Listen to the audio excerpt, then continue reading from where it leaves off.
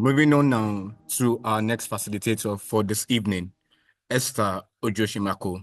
Esther is an award-winning product management consultant, speaker, author, and community builder with nearly a decade of experience in the tech industry. A UK Global Talent Awardee, she has led impactful product launches, mentored professionals, and championed women's growth in tech and beyond. Esther has spoken at industry conferences, career panels, and faith-based gatherings, sharing insights on personal branding, leadership, career growth, and leveraging product management skills in everyday life. CareerEXPO 2025, ladies and gentlemen, can we welcome Esther as she shares with us tonight?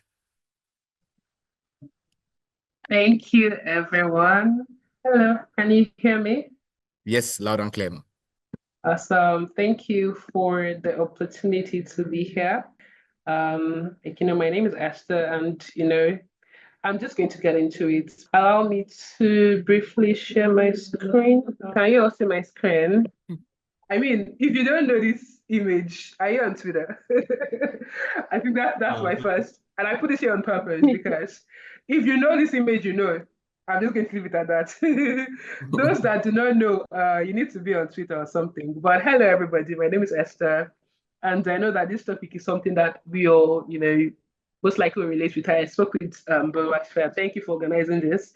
Earlier, just to understand the sense of the demography of people coming. And I know that with everything going on, it's highly likely that this is a topic we want to know. And I'm just trusting God to help me shed a bit of light on this topic. So I'm talking to you today on the global opportunities. And it's not really a new wave as it were, in my opinion, but it's a new wave because you know how times are, especially if you're in Nigeria or in Africa, and they're just looking at how you can position yourself, and everybody's just like dissatisfied with where they are. So it may seem to be like a new wave, but I really don't think it's a new wave. But they're looking at global opportunities and how to position yourself to harness this opportunity. So I'm going to just look at my time and see how we can cover everything. I'm going to try to do 12 minutes, so let's see if that's possible. Yeah. So I'm just going to get into it. So I'm Hester, and thank you for introducing me a bit. I'm just going to share stay a bit here, stay here for a second or two. I work in tech as a product manager and hopefully becoming a tech consultant. I've been working in tech for about going on 10 years now. I write, I speak, and I mentor people, but more importantly, I'm a new mom. So I'm trying to navigate my career as a baby, and I'm currently in the UK because I got awarded as UK Global Talent, which is probably one of the reasons why I can speak to you today on global opportunities. What is my secret sauce? It's an interesting one, and I think I would say I'm the queen of execution. I get things done. So whether it's me trying to, trying to achieve a goal, in this case maybe relocation, annexing global opportunities or anything, by God's grace I'm able to get things done. And I think it's important to put this here because it's a challenge I want to put to you today to ask you, what is your secret sauce? What do you work in? You work in HR, you work in tech, you work in banking. Do you know what your secret sauce is? What makes you different from the other person who is working in the same role as you? What is that secret strength you have? That's my question to you beyond my introduction here. And I hope just have a think about that as we talk today about global opportunities, how to harness these opportunities, what to watch out for, So this picture is a little blurry here. Sorry. It didn't look like this when I was designing it, but it's okay.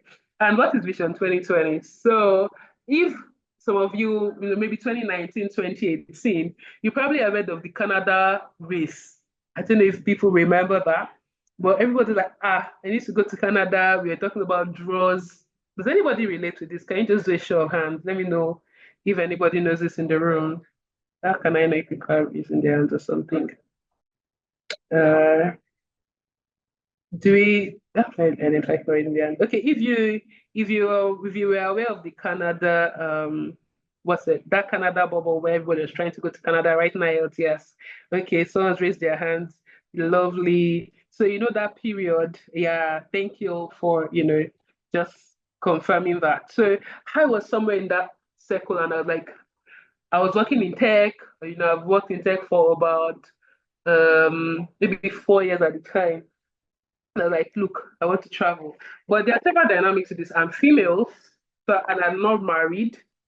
So I'm saying this because there's a lot of female enduring more fully, and sometimes you're not sure whether to announce some opportunities because they will tell you, if you're not married, I want to travel, that kind of thing. So don't let it limit you. So I'm female working in tech, a good job if you put it, but there was a sort of a cap. If you're living in Nigeria, living in Africa, there are certain opportunities that announcing from Nigeria, it's just quite difficult. So like, yeah, I'll do Canada, or you have Canada option masters and the like. So like, oh yeah, I think I fit into some of these, and then I started applying. I put together, I wrote IELTS, also wrote another exam beyond my BSc degree, just so I can, meet up and increase my score. Some people relate to this. So Vision 2020 now, I'll get into Canada. But it did happen. Not really. But this just shows you that there was already that mindset to say, look, I don't think I want to just remain here. Now, what are the things I need to do? I started looking at the things I need to do, started doing them in that sense. Of course, when it didn't come through, I remained in the pool, but started exploring other options. And this is what today is about. Today, I just want to talk to you about options I should be looking at, and why you should be looking at these options, and how you can basically harness these options. So why should you think globally? I mean, it's no longer, even now it's more evident that the world is a global village. You're no longer competing with people within your city or even your country. You're competing with people for jobs. People are coming, they're hiring people from India to come and work in roles in Nigeria that you should be working at. They're hiring people from Liberia, from Ghana. And even within Nigeria, talking about when you're not trying to push yourself beyond the country, and then the people you're competing with are from everywhere you can think of on the planet. How then do you position yourself as an individual? Do you see, even if you're working a good job currently, you're doing very well, how are you beginning to look at things that the world is not a global market? You want to get into certain places, you need to have had certain networks. Do you see? So talent is no longer restricted by location, and this should be the same. You should no longer be restricted, as it were, by where you were based, right? So I will try to touch on some of these things, and hopefully, what I want you to pick from this are that there are opportunities for you. You need to be aware of them. You need to start harnessing them. These are some ways you can harness them, and I hope you get to start. So I just hope this is a conversation that triggers something in you. That's what I'm hoping you take out of this. Yeah. So what are opportunities that you can, harness? There's several of them, and of course, they are quite nuanced based off your industry. But what I want you to do first is begin to open your mind that there are opportunities, right? Open your mind to the fact that there are opportunities, and you can harness them depending on your field. So remote jobs and freelancing, I know it's tricky. I've applied to remote jobs from Nigeria, and I haven't gotten some of them. But there's also freelance. There are people who are freelancers living in Nigeria, living in Africa, who have been able to build a business model out of it. But of course, it takes persistence and consistency, right? And knowing there's this opportunity and trying to harness it. There's also trainings and scholarships that are available globally. This one, you should be harnessing free trainings. Currently, Asana, if you're in project management, Asana has a free training going on workflow management that I think you should be able to harness. It's free anywhere you are. Product School has certain micro certifications if you're in product management that you can harness anywhere you are, really. And these are trainings that are global, such that when you do them and you have them on your CV and your LinkedIn profile, they sort of show that you have global, your mind sort of in that global position. And do you get so training, scholarships, certifications that you can do to put you to, if you're in project management, you're doing Prince 2, certain things that are not just limited within your country, but that can work wherever you are. These are like trainings and scholarships you should be looking at. So Udacity has a nano degree scholarship going on for people who do not have a degree yet. So these are things that you can harness. And of course, if you're in the social space, and even in STEAM or STEM, there are international development roles and fellowships that you can access. So many grants for people who are doing social entrepreneurship. Well, again, you have to have built credibility, but if you're not aware that these things are there and you're just building, you can harness them. So international development roles and fellowships, like Chevening, OPEC Fund, and the likes, right? And then their Global Talent Program. I moved to the UK on a global talent visa, and the UK has its, the USA has its own arm of this, what they call EB1 visa and the likes. Germany has, and several countries are beginning to open up this kind of visas. And what these visas mean is that you can come to the country and work and live in the country without needing to be sponsored by a company. So for you to work in a country, and most times, the company, which is what I have as sponsored jobs and internships, you need to have had a job offer. They need to be inviting you and, be able to pay you to work and live in the country. But as a global talent visa in whatever country you are, I think Canada also has something in that path. You can basically, read through the criteria. The one for UK, you can go to gov.uk to see what the criteria is, see if you meet it, or see if you can work to meet it in the next 1 or 2 years, and then you can live in that country without needing anyone to sponsor you. And it's a very good visa if you can get one. And then there's hard sports and military. Many countries today, if you nominate yourself to go, work in their military, the US Army, the UK Army, once you're trained and you complete it, they give you what's it called? They give you your papers and you can live in the country. You get, I think some countries even allow you to bring your family over when you work in the military. Same for sports.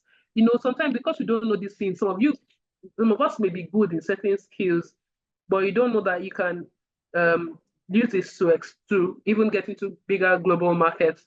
People come into countries like Canada as plumbers, welders, who are like top professionals in their blue collar fields, and they're sponsored. They're given the visa to come live there because they need their skills. So whatever field you may find yourself, you may begin to look into this more. I hope you take a picture so and then do further research to see how you can analyze this. And then, so how do you analyze these opportunities, these global opportunities that exist?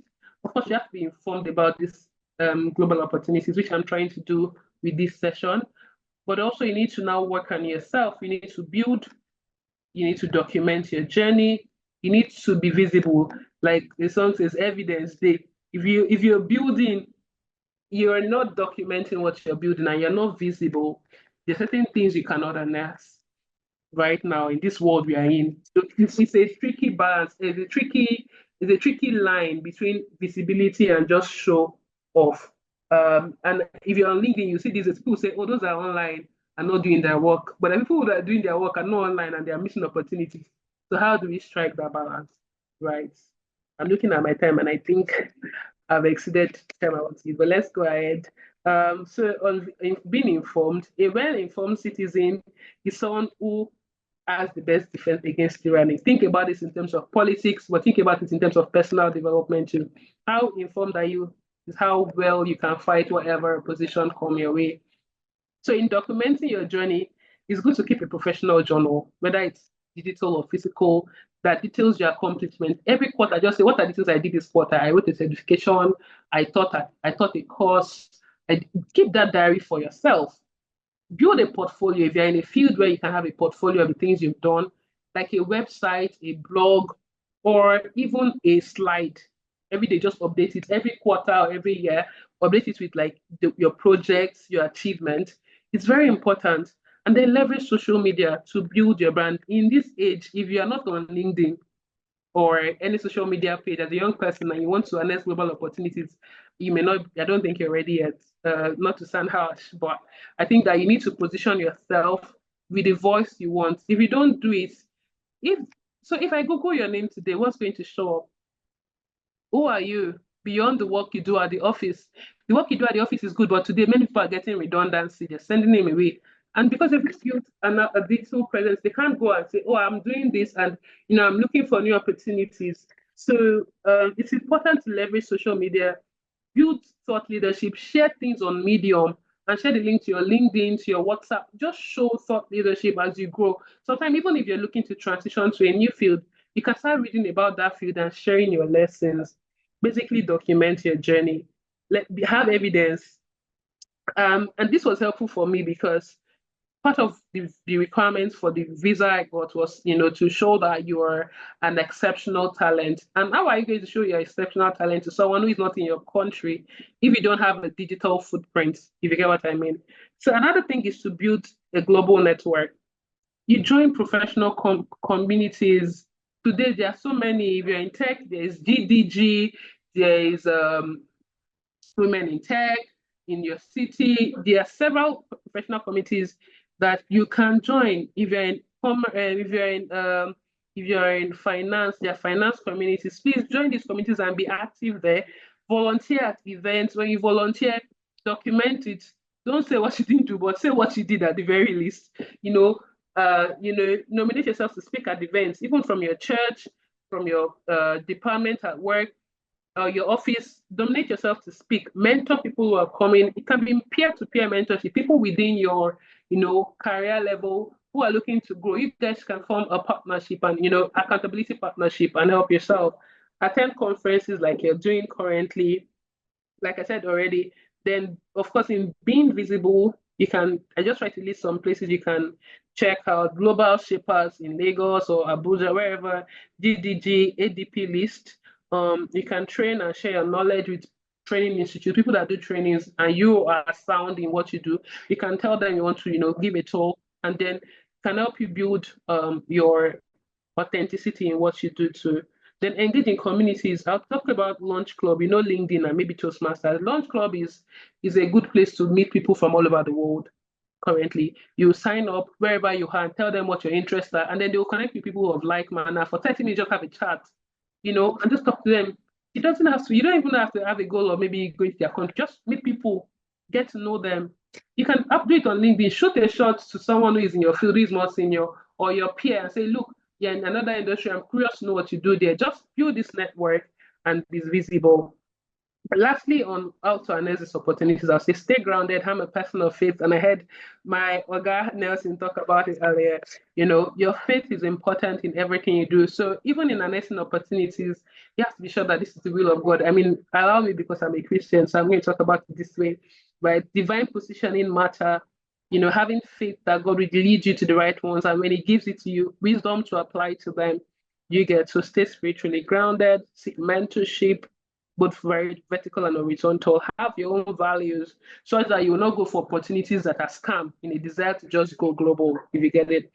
And then, what are pitfalls to avoid?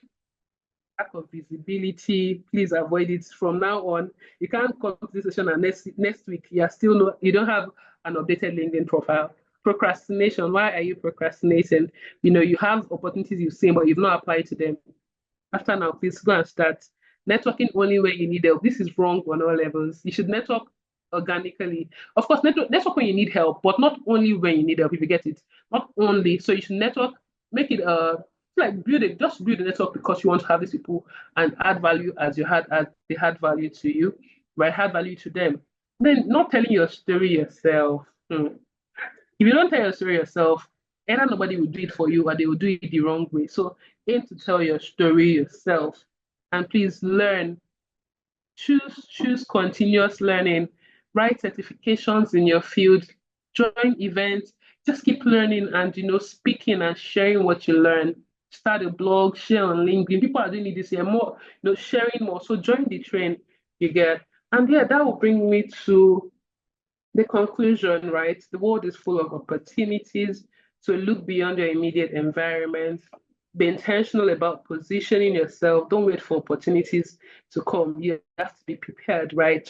And then start documenting your journey from now. Every quarter, what are the key highlights that you had in your personal life, your professional life, even your spiritual life? Just note them down in maybe Notion or a Google Keep or a Google Docs. Just save them there.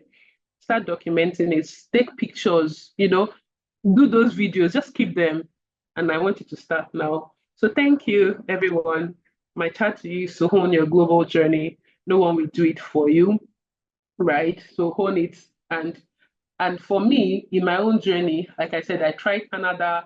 I was still in the Canada pool, but when the opportunity came for me to, harness the global talent, I had known about it, but I was not sure if I was ready. But I did the work of going to look at it, doing the research. I also had a spiritual direction for me to try it.